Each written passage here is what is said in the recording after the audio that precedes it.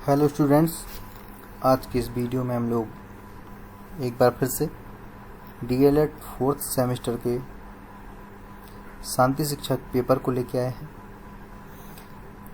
इससे पहले हमने बात की थी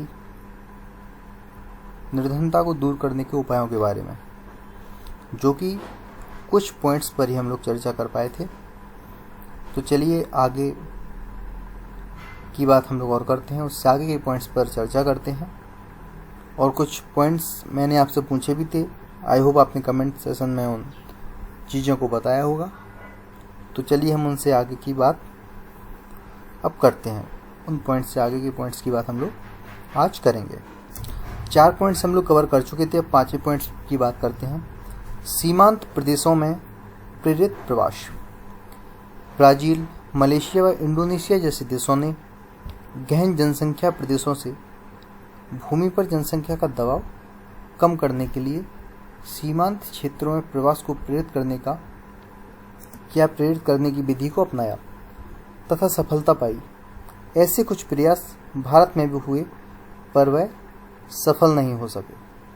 इस प्रकार के प्रयासों को हमें करना चाहिए, जो कि बहुत ही लाभकारी सिद्ध होंगे।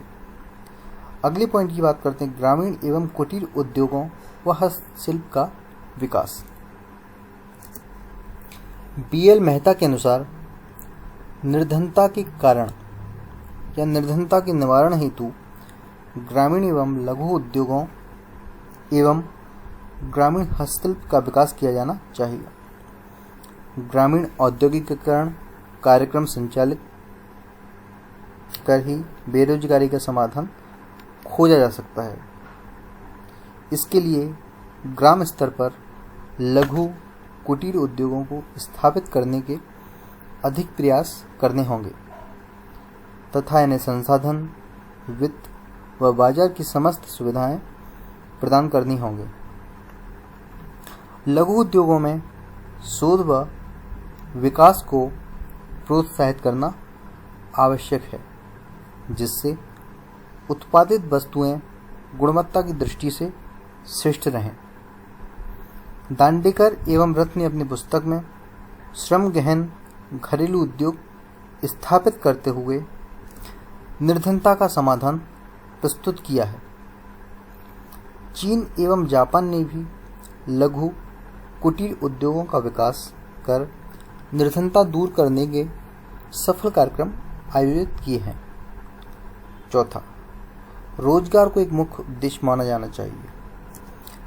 चीन में गरीबी, भुखमरी व बेरोजगारी को दूर करने के लिए कम्यून प्रणाली और विकास की रणनीति के अधीन नीचे से नियोजन को प्राथमिकता दी गई। इसके अधीन सर्वप्रथम कृषि एवं ग्रामीण आधार को समन्वित किया गया। यदि हम अगले पॉइंट की बात करें तो वो है एकीकृत ग्रामीण विकास। तो चलिए क्या है, निर्धनता के निवारण की अधिक सुस्पष्ट एवं महत्वपूर्ण नीति एकीकृत ग्रामीण विकास है।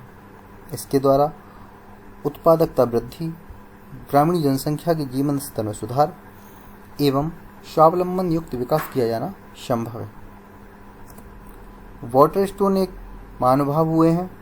उनके अनुसार एकीकृत ग्रामीण विकास कार्यक्रमों के आधारभूत घटक निम्नलिखित हैं। उन्होंने ग्रामीण विकास कार्यक्रमों के कुछ निम्न बताए हैं। पहला, श्रम गहन कृषि विकास। दूसरा, रोजगार सृजन करने वाले लघु सार्वजनिक कार्य।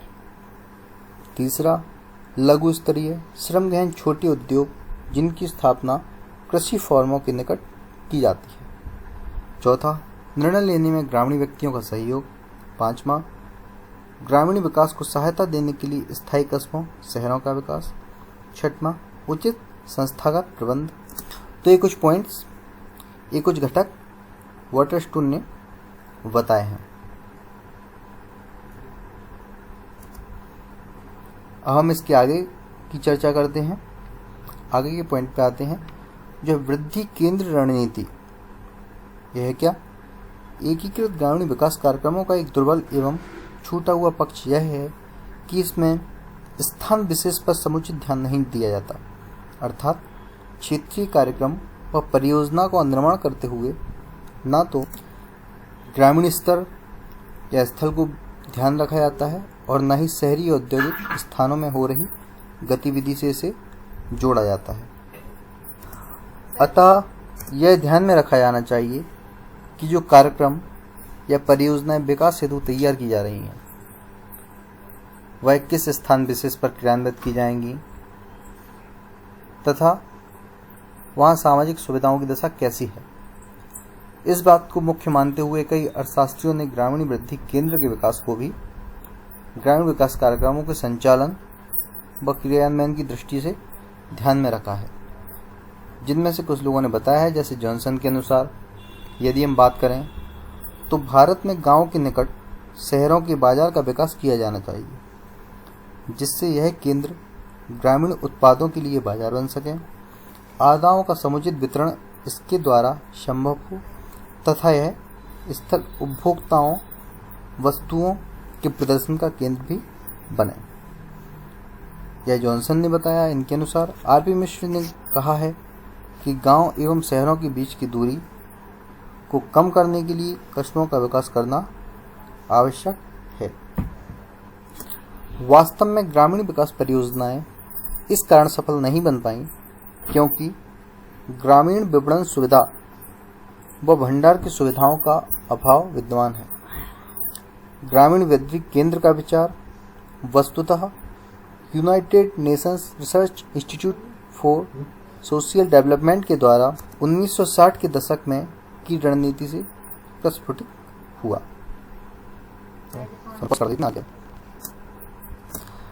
अगले पॉइंट की हम लोग बात करते हैं स्वावलंबन पर आधारित विधि।